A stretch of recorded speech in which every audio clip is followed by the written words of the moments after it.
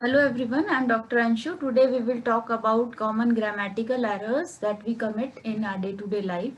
और ये इस तरह के grammatical errors हैं जो हम words, spellings, pronunciation या grammar के तौर पे करते हैं और हम नहीं जानते कि हम किस प्रकार से अपना lasting impression किसी भी व्यक्ति पे बना देते हैं यदि हम common grammatical errors करते हैं. हम भले carelessly उन्हें करते हैं लेकिन उससे हमारा अपना एक स्टैंडर्ड, अपनी एक पहचान, अपनी एक छवि बन जाती है. बट इवन दी मोस्ट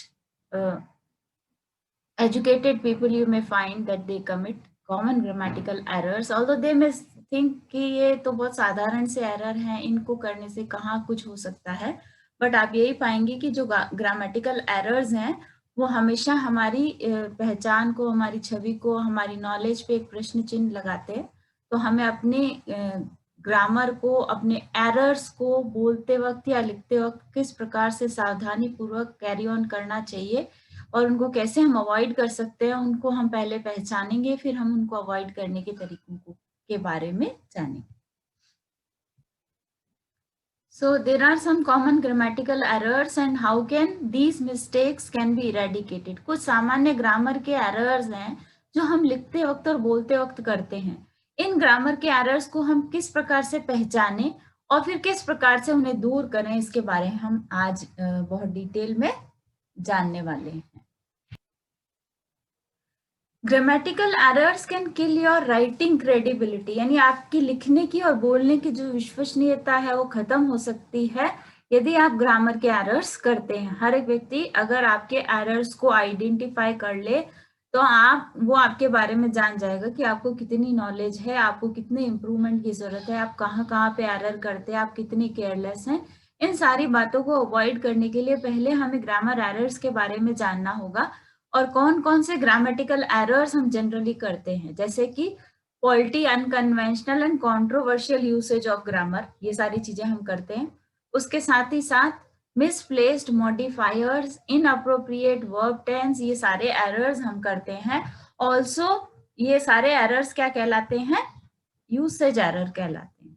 आज हम इनके बारे में डिटेल में जानेंगे एक एक करके और फिर उनके एग्जाम्पल सेंटेंसेस को भी डिस्कस करेंगे कि हम error, usage error, grammatical errors या मिस्टेक या कई बार बैड ग्रामर का यूज करते हैं, वो हम क्यों करते हैं, हमें क्या क्या चीजों के बारे में मालूम नहीं होता है और हम उनको आइडेंटिफाई करके कैसे इरेडिकेट कर सकते हैं, कैसे हटा सकते हैं. Grammar errors can usually distinguished from factual error, logical fallacies, misspellings, typographical errors and faulty punctuation. ये सारे errors हम generally commit करते हैं. सबसे पहला एरर है सब्जेक्ट वर्ब एग्रीमेंट का एरर.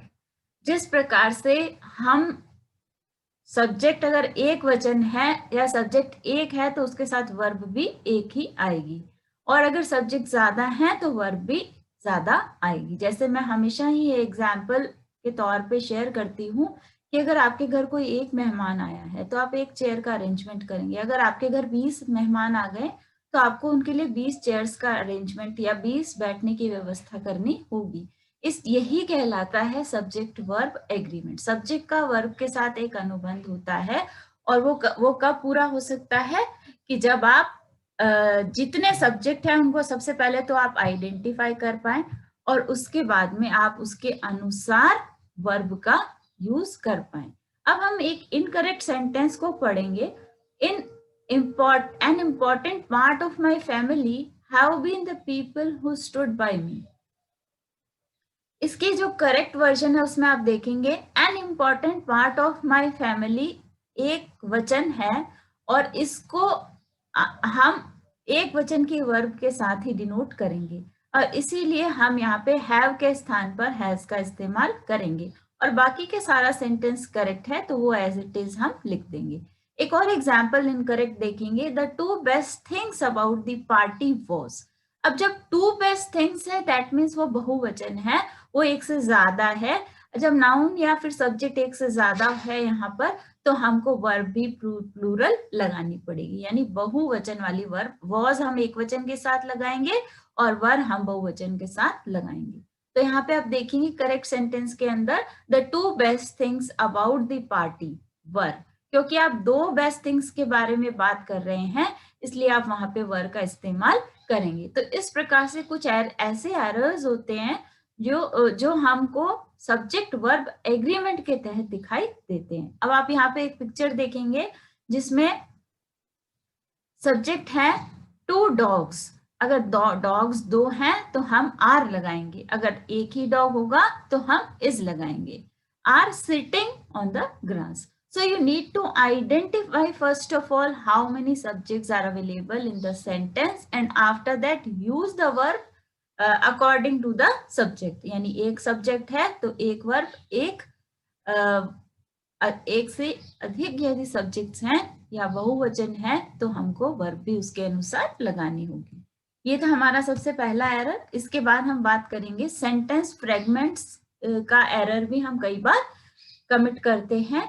सेंटेंस फ्रेगमेंट्स का मतलब होता है इनकम्प्लीट सेंटेंसेस का इस्तेमाल हम करते हैं। हम कई बार पूरा नहीं बोलते, हम आधा ही बोल करके छोड़ देते हैं, जिसकी वजह से कई बार मिसअंडरस्टैंडिंग हो सकती है और हमको बात पूरी तरह से समझ में नहीं आती है। जिस प्रकार से वन इंडिपेंडेंट क्लॉज और फ्रेगमेंट में लैक अ सब्जेक्ट, फ्रेगमेंट में क्या क्या नहीं हो सकता है। फ्रेगमेंट का मतलब है बहुत छोटे छोटे पार्ट्स, उसके अंदर चाहे सब्जेक्ट की कमी हो सकती है या फिर कंप्लीट वर्ब नहीं हो सकती है या कुछ और भी इसके अलावा हो सकता है। अगर हम एग्जाम्पल देखेंगे तो ये चीज हमारे लिए ज्यादा क्लियर होती चली जाएगी। इनकरेक्ट सेंटेंस कहता है कि he gave his mother an extravagant gift after the argument in spite of everything। अब इसको हम किस प्रकार से लिखेंगे कि in spite of everything, यानी हर एक चीज देने के बावजूद he gave his mother an extravagant gift after the argument। उसने अपनी माँ को एक बहुत ही अच्छा गिफ्ट दिया। तो ये जो फ्रेगमेंट है, एक पार्ट है, एक टुकड़ा है, उसको हम जोड़ेंगे। In spite of everything is not a complete sentence, so we can not put it after this. So you may see कि यहाँ पर हमने एक एरर किया है और उस एरर को इरेडिकेट या दूर हम कैसे करेंगे, जब हम उस पार्ट को शुरू में लगा दिया हमने, उसके बाद हमने कॉमा लगा करके उसको जोड़ा है उस कंप्लीट सेंटेंस के साथ। फ्रेगमेंट्स के अंदर a group of words missing a subject और प्रेडिकेट। सब्जेक्ट और प्रेडिकेट क्या होता है? एक पूरे सेंटेंस के अंदर हम सेंटेंस को मोटे तौर पे दो भागों में विभाजित कर सकते हैं। पहला भाग होता है सेंटेंस, सब्जेक्ट सॉरी, और दूसरा भाग होता है प्रेडिकेट। सब्जेक्ट यहाँ पे क्या है? ही। इस सेंटेंस में आप देखेंगे जो कर्ता होता है, जो काम करने वाला है, वही सब्जेक्ट है। यहाँ पे हिज मदर सब्जेक्ट नहीं होगी क्योंकि किसने दिया है गिफ्ट? ही। तो ही हो गया सब्जेक्ट और बाकी का सारा पार्ट प्रेडिकेट कहलाता है, जो हम अलग अलग भागों में विभाजित करके इसको डिटेल में भी सेंटेंस वाले हमारे वीडियो में या फिर उस सेशन में हम इसको डिस्कस करेंगे। इसके बाद तीसरे तरह का एरर आता है missing comma after introductory element. हमें कई बार लगता है कॉमा कोई इतना इंपॉर्टेंट चीज नहीं है, लेकिन आप देखेंगे कि कितनी भयानक मिस्टेक हम कर सकते हैं। हम बात का पूरा अर्थ ही चेंज हो जाता है यदि हमने वहां पर कॉमा का इस्तेमाल नहीं किया है। पंक्चुएशन या कॉमा या बहुत छोटे छोटे पंक्चुएशन मार्क्स कितने इंपॉर्टेंट हो सकते हैं वो हम एग्जाम्पल को देख करके पता करेंगे। जैसे आप यहाँ पे एग्जाम्पल देखेंगे कि some people find inspiration in cooking their families and dogs. यहाँ पे हमने कॉमा नहीं लगाया, तो इसका मतलब हमें ये समझ आ रहा है कि कुछ लोग अपनी फैमिलीज और डॉग्स को कुक करने में बड़ा इंस्पिरेशन फील करते हैं, या उन्हें they find inspiration when they cook there families and dogs. तो अब अपने फैमिली और डॉग को वो कुक नहीं कर सकते और कुक कर रहे थे, बहुत अजीब सी बात है। तो अगर हम यहाँ पे कॉमा लगाएंगे तो इसका अर्थ एकदम अलग हो जाएगा, जैसे कि others find inspiration in cooking comma their families and their dogs. तो यानी इंस्पिरेशन किस किस चीज से मिलती है? उनको कुकिंग करने में आनंद मिलता है, उनको फैमिली के साथ रहने में आनंद मिलता है और उनको डॉग के साथ रहने में आनंद या डॉग के साथ में उनको इंस्पिरेशन मिलती है। तो आप देखेंगे कि एक कॉमा कितना इम्पॉर्टेंट है और एक कॉमा हटाने और लगाने से हमें कितनी बातों की एरर्स या मिसअंडरस्टैंडिंग को अवॉइड कर सकते हैं। अब कॉमा लगाते हम कहाँ हैं? A comma should be used after N introductory word.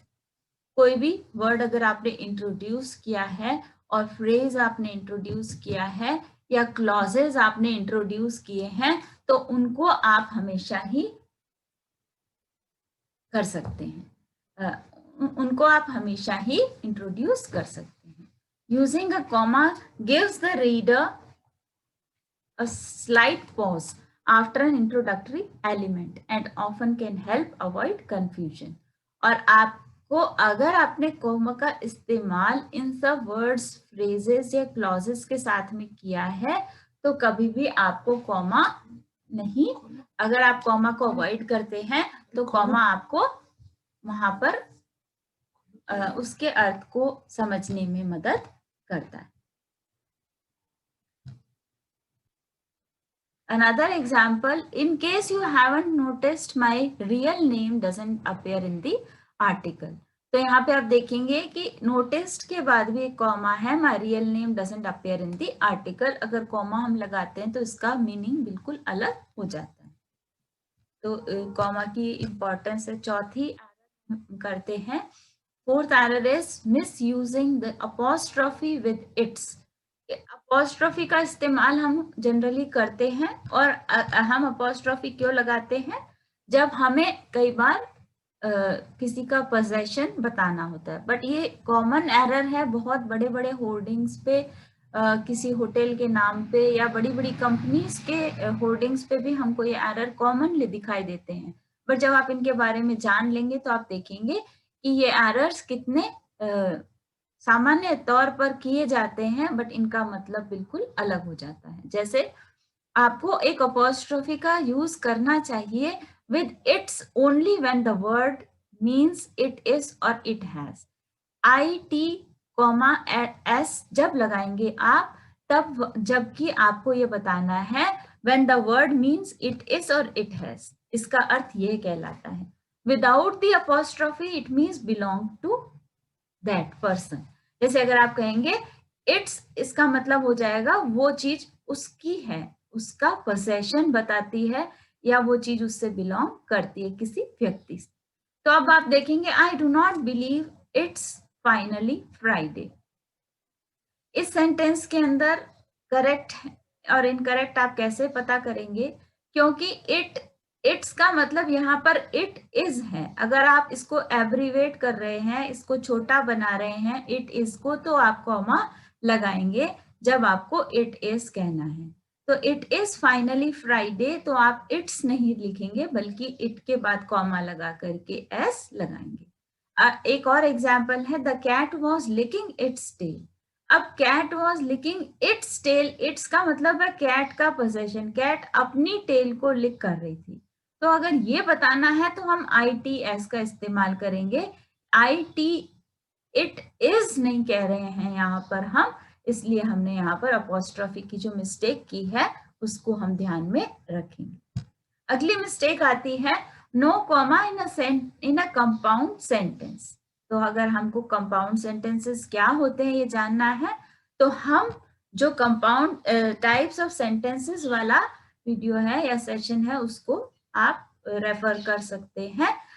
उसके बाद आप पहले ये देखेंगे हम कि कंपाउंड सेंटेंस क्या है। अ कॉमा सेपरेट्स टू और more independent clauses in a compound sentence separated by a conjunction. आपने देखा होगा सिंपल सेंटेंसेस होते हैं, कंपाउंड सेंटेंसेस होते हैं और कॉम्प्लेक्स सेंटेंसेस होते हैं।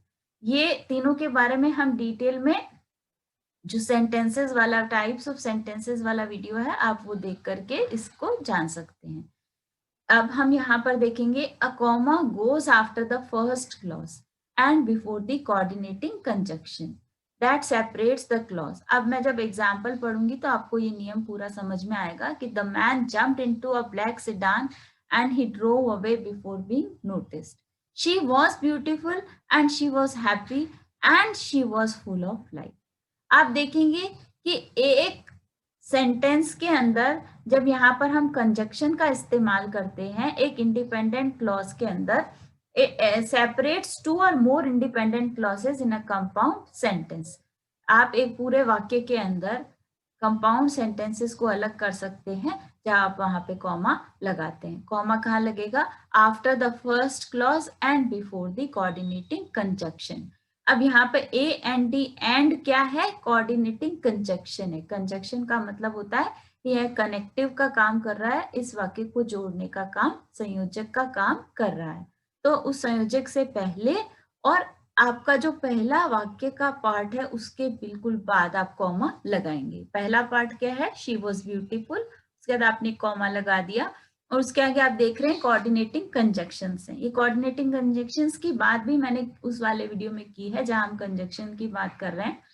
तो आप देखेंगे ए एंड डी एंड एक कंजक्शन या संयोजक है, उसके पहले हम कॉमा लगाएंगे। आगे चलेंगे, शी वॉज हैप्पी, फिर हमने एक कॉमा लगाया क्योंकि आगे फिर से एक कोऑर्डिनेटिंग कंजक्शन है, A and D and. She was full of life. तो आप देखेंगे इनकरेक्ट सेंटेंस कहीं पे भी यदि आपको ऐसा दिखाई देगा जिसमें आपको ए एंड डी एंड और भी कोऑर्डिनेटिंग कंजक्शंस होते हैं, लेकिन यदि एंड आपको दिखाई दे रहा है तो वो एक कोऑर्डिनेटिंग कंजक्शन है, उसके पहले आपको देखना है कॉमा लगाएंगे। तो ये कॉमन सी एरर है जो हम कमिट करते हैं, लेकिन उस एरर को कमिट करने के बाद हम देखते हैं कि बहुत सारी मिस्टेक्स हम वाक्य के अर्थ में ही परिवर्तन कर देते हैं। अब एक और एरर है जिसे आप आइडेंटिफाई करेंगे। सबसे पहले तो एरर को पहचानो, एरर पहचानने के बाद उसको ठीक करो, और ठीक कैसे करना है वो रूल्स हम अच्छे से डिस्कस करेंगे। मिसप्लेस्ड और डैंगलिंग मॉडिफायर। अब आप पहले वाक्य को देखेंगे क्या मिसप्लेस्ड मॉडिफायर है, और उसके बाद समझने के बाद आप उसको दूर करेंगे। A misplaced modifier is a word, a phrase, a clause that separated improperly from the word it modifies or describes। यानी एक misplaced modifier, एक modifier अपने स्थान से गलत स्थान पर लग गया है, जिसकी वजह से हम वाक्य का अर्थ ही परिवर्तन कर देते हैं। उस मॉडिफायर को अगर हम सही स्थान पर लगाएंगे तभी हम वाक्य के अर्थ को समझ पाएंगे। So it modifies or describes sentence with the error can sound awkward, ridiculous or confusing। यानी एक वाक्य हमें confusing लग सकता है, हास्यास्पद लग सकता है और एक अजीब भी लग सकता है यदि वहां पे हमने misplaced modifier का इस्तेमाल किया है। अब आप एक एग्जाम्पल देखेंगे, a popular destination for cruise ships, tourist flock the Key West. आप देखेंगे कि इसमें गलती क्या है? A popular destination for cruise ships, आगे आपने Key West attracts tourist. Popular destination for tourist यानी टूरिस्ट के लिए एक डेस्टिन्ड स्थान जहां पर वो टूरिज्म करना चाहते हैं वो क्या है? की वेस्ट है, टूरिस्ट नहीं है। इसलिए हमने वाक्य में यहाँ पे एक गलती कर दी है और कोई शब्द हमको कहीं और लगाना था और उसके स्थान पर हमने दूसरा शब्द लगा दिया है, जिसकी वजह से यहाँ पर मिसअंडरस्टैंडिंग क्रिएट हो गई। एक और थोड़ा सिंप्लीफाइड वर्जन हम देखेंगे कि while walking on the sidewalk, Mary found a sparkly girl's bracelet। While walking on the sidewalk, Mary found a girl's sparkly bracelet. आप देख सकते हैं इसके अंदर हमने ये वर्ड कहीं और लगा दिया है जिसकी वजह से हमको इसका मतलब अलग दिखाई दे रहा है। एक और एग्जाम्पल है, after finally setting of on the trail the morning felt more exciting. अब मॉर्निंग फेल्ट मोर एक्साइटिंग किसको? ये हमने नहीं बताया है।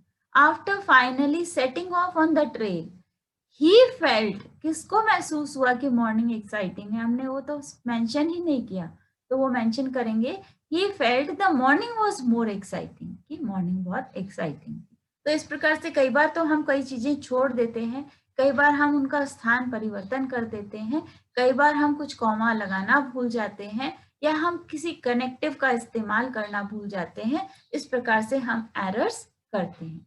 एक और एरर आता है वेग प्रोनाउन रेफरेंस। सबसे पहले हम समझेंगे ये है क्या और उसके बाद उसको पहचानेंगे और फिर हम उसे दूर करेंगे। वेग प्रोनाउन रेफरेंस है, pronoun can replace a noun and its antecedent should be a person. A person, place or thing to which the pronoun refers. The vague pronoun reference का मतलब है इसके अंदर आ सकता है, वेग मतलब कोई फालतू के प्रोनाउन का रेफरेंस दिया है जिससे हमको मिसअंडरस्टैंडिंग हो सकती है, including words such as it, that, this और विच। ये सारे शब्दों का इस्तेमाल जब हम करते हैं और हमें पता ही नहीं चल पाता ये वर्ड हम किसके लिए यूज कर रहे हैं, can leave the reader confused about what and to whom the pronoun refers। एक प्रोनाउन जो नाउन के स्थान पर इस्तेमाल होता है वो किसके बारे में बात कर रहा है हम भूल जाते हैं, क्योंकि प्रोनाउन अगर नाउन होगा तो हम नाउन का इस्तेमाल, जैसे राम नाउन है, अगर हम राम के स्थान पर ही का इस्तेमाल करेंगे तो ही प्रोनाउन हो जाएगा, है ना। तो हम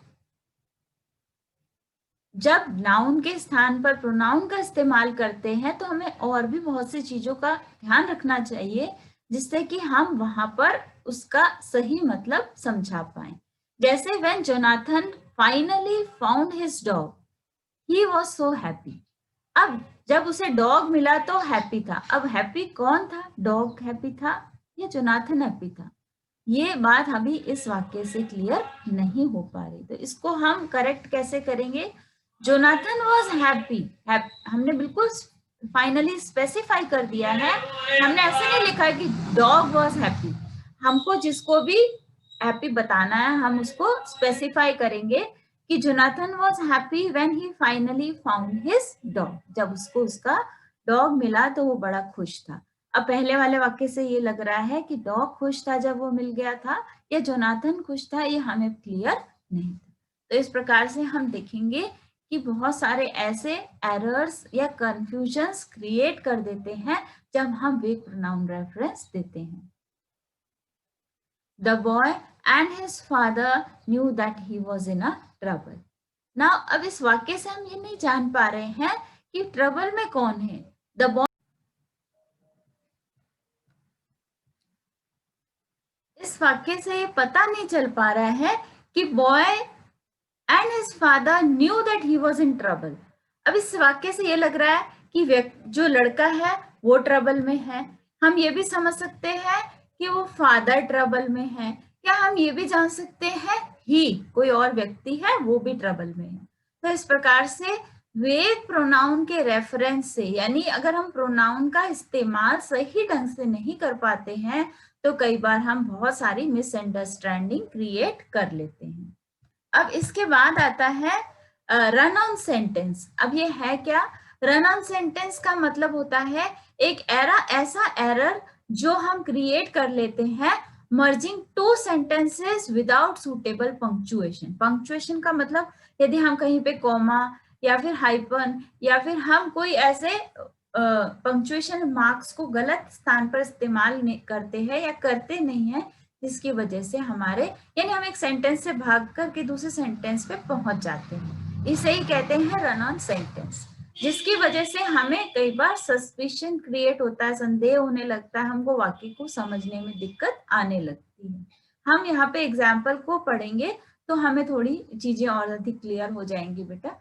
जैसे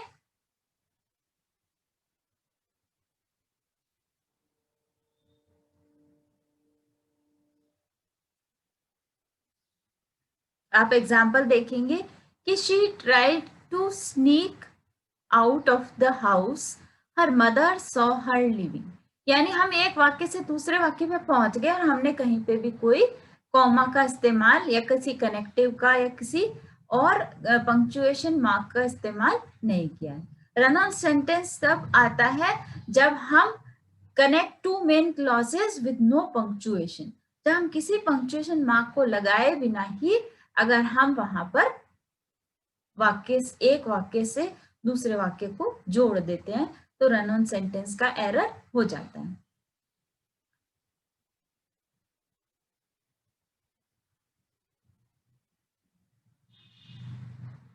अगला इसको करेक्ट जो हमने इनकरेक्ट सेंटेंस था उसे करेक्ट सेंटेंस के रूप में जब हम देखेंगे, she tried to sneak out of the house, comma, but फिर हमने कनेक्टिव लगाया, her mother saw her leaving, वो घर से बाहर छुप के निकल रही थी लेकिन उसकी माँ ने उसे देख लिया था जब वो जा रही थी। तो इस प्रकार से हम कुछ कनेक्टिव कंजक्शंस या फिर पंक्चुएशन मार्क्स या कॉमास का इस्तेमाल अगर हम अवॉइड कर देते हैं तो हम बहुत सारे मीनिंग्स को क्रिएट करते हैं, जिससे कंफ्यूजन क्रिएट होता है कि इसका असली मीनिंग क्या है। एक और इम्पॉर्टेंट एरर हम कमिट करते हैं, कोलन मिस्टेक। पहले हम जानेंगे कोलन है क्या और उसके बाद हम जानेंगे उसकी हम गलती किस प्रकार से करते हैं। A colon is used after a complete sentence. आपने देखा होगा कोलन का मार्क होता क्या है, इस प्रकार से जब आप ये वाली दो बिंदियां लगाते हैं इसको आप कोलन कहते हैं, है ना। तो कोलन की मिस्टेक कैसे होती है, जब आप किसी कंप्लीट सेंटेंसेस के बाद में after a complete sentence to introduce a word, phrase, clause, list of quotation. कई बार आपने देखा होगा एक पूरा वाक्य और फिर उसके बाद कोलन का मार्क और फिर आप वहां पे कोई शब्द, कोई फ्रेज, कोई क्लॉज या फिर कोई और कोटेशन या कुछ भी लिख सकते हैं। तो ये अगर आपने प्रोसीजर फॉलो किया है तो आप कोलन को सही इस्तेमाल कर रहे हैं। The colon signals that what follows proves or explains the sentence preceding the colon. ये कोलन का मार्क ये बताता है कि कोलन के बाद आने वाले सारे शब्द, फ्रेजेस, क्लॉजेस क्या है, उस पहले वाले वाक्य को बता रहे हैं विस्तार से। अब ये एग्जाम्पल देखेंगे तो पता चलेगा, पहला वाक्य फिर कोलन और उसके बाद में आने वाले जो भी चीजें हैं वो वाक्य से रिलेटेड हैं। जैसे people move to Florida for. अब ये आप देखेंगे वाक्य कंप्लीट नहीं है, the warmer weather, the beach and the theme park. तो इसी वजह से ये एरर है, ये गलती है। और आप देखेंगे कि ये मिस्टेक इसलिए क्रिएट हो गई है क्योंकि यहाँ पे हमने कंप्लीट सेंटेंस, हमने अभी नियम की बात की थी कि पूरा एक वाक्य होगा तभी उसके बाद हम एक कॉलन लगाएंगे। अगर एक वाक्य नहीं है तो हम वहां पे कॉलन को नहीं लगा सकते, वो हमारी मिस्टेक है। तो आप देखेंगे नीचे वाले करेक्ट सेंटेंस या वाक्य में हमने क्या किया है, पूरा वाक्य पहले बनाया है। People move to Florida for 3 reasons. अब ये वाक्य कंप्लीट है, अब हम कॉलन लगा सकते हैं और फिर हम उसकी विस्तार से जानकारी ले सकते हैं कि वो 3 कारण कौन से हैं जिसके लिए लोग फ्लोरिडा जाना पसंद करते हैं या जाते हैं। वो 3 कारण है, the warmer weather, comma, the beach and the theme park. यानी वहां की गर्म वेदर और बीचेस और वहां पे पार्क्स की वजह से लोग फ्लोरिडा जाना पसंद करते हैं। तो आप देखेंगे कि कॉलन कहाँ लगाया जाता है, जब पहले एक वाक्य कंप्लीट होता है उसके बाद आप कॉलन लगाते हैं और फिर उस वाक्य से संबंधित कुछ और जानकारी अगर आप देना चाहते हैं तो वो आप कॉलन के बाद में देते हैं। एक लास्ट और एरर है स्प्लिट इन्फिनेटिव्स। पहले हम जानेंगे कि ये क्या है और उसके बाद हम इसके एग्जाम्पल सेंटेंस को डिस्कस करेंगे। An infinitive is a word to with a verb. जब हम वर्ब के पहले, क्रिया के पहले टू का इस्तेमाल करते हैं तो वहां हम देखेंगे कि एक इन्फिनेटिव का इस्तेमाल हम कर रहे हैं। और वो स्प्लिट इन्फिनेटिव कैसे है, a split infinitive separates the word to and the verb with another verb, often an adverb. आप इसको एग्जाम्पल में देखेंगे कि आप टू और वर्ब, क्रिया और टू के बीच में यदि कुछ लगा देते हैं तो वो स्प्लिट इन्फिनेटिव हो जाता है। जैसे आप यहाँ पे पिक्चर भी देखेंगे, टू बोल्डली गो, यानी टू गो तो इन्फिनेटिव है लेकिन उसके बीच में आपने एक एडवर्ब लगा दिया है और इस एडवर्ब को लगाने की वजह से यहाँ पे कुछ एरर या कुछ मिस्टेक क्रिएट हुई है। और वो कैसे कि to boldly go where no man has gone before would sound backward and less powerful as to boldly go where no man has gone before. अब इसको अगर हम एग्जाम्पल सेंटेंस के तौर पर यदि देखेंगे तो she tried to quickly finish the book. To और फिनिश, इसके बीच में हमने क्विकली वर्ड का इस्तेमाल किया है, जो गलत है। यानी टू फिनिश एक इन्फिनिटिव है, इसको स्प्लिट नहीं करना है, इसे तोड़ना नहीं है और इसके बीच में कुछ और नहीं डालना है। To finish the book before she had to leave, इसको हम कैसे लिखेंगे कि she tried to finish. To finish एक इन्फिनिटिव है और वो एज इट इज जाना चाहिए, उसको स्प्लिट नहीं करेंगे, उसे ब्रेक नहीं करेंगे और उसके बीच में हम किसी एडवर्ब का इस्तेमाल या फिर किसी अन्य शब्द का इस्तेमाल नहीं करेंगे। To finish the book quickly before she had to leave, तो आपने देखा हमने इसको क्विकली को पीछे लगा दिया तो उससे कोई फर्क नहीं पड़ा, लेकिन हम किसी इन्फिनेटिव को स्प्लिट नहीं करेंगे। ये हमारा अगला एरर हो गया। तो इस प्रकार से हम बहुत टेरिबल ग्रामेटिकल एरर्स करते हैं और हम इन एरर्स को आगे न कर। तो हमने कुछ ऐसे एरर्स आज डिस्कस किए जो हम जनरली अपने डे टू डे लाइफ में कमिट करते हैं। इसके पार्ट 2 में हम कुछ और एरर्स भी डिस्कस करने वाले हैं। फर्स्ट ऑफ ऑल हम उनको आइडेंटिफाई करेंगे और उनको आइडेंटिफाई करने के बाद हम उनके एग्जाम्पल सेंटेंसेस, इनकरेक्ट और करेक्ट सेंटेंसेस को डिस्कस करेंगे और फिर हम कुछ प्रैक्टिस सेंटेंसेस भी उन पर करेंगे, जिससे कि हमको ग्रामेटिकल एरर्स आइडेंटिफाई करने में दिक्कत ना आए और साथ ही साथ हम उन ग्रामेटिकल एरर्स को इरेडिकेट कर पाएं और उन्हें दूर भी कर पाएं।